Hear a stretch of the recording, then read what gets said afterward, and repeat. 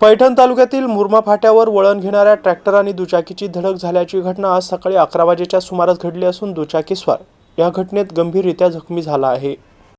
अंबड तालुक्यातील वडिलासुरा येथील अशोक नाथा सावंत हे पैठण तालुक्यातील पाचोड येथील सबस्टेशन 133 केव्ही महावितरण कार्यालयात आउटसोर्सिंग म्हणून नोकरीला आहे। आज सकाळी आपल्या दुचाकीवरून पाचोड येथे ड्युटीला येत असताना धुळे सोलापूर राष्ट्रीय महामार्गावरील पैठण तालुक्यातील मुरमा फाटा येथे ट्रॅक्टर मुरमा या गावाकडे वळण घेत असताना दुचाकी ट्रॅक्टरच्या ट्रॉलीला जाऊन धडकली।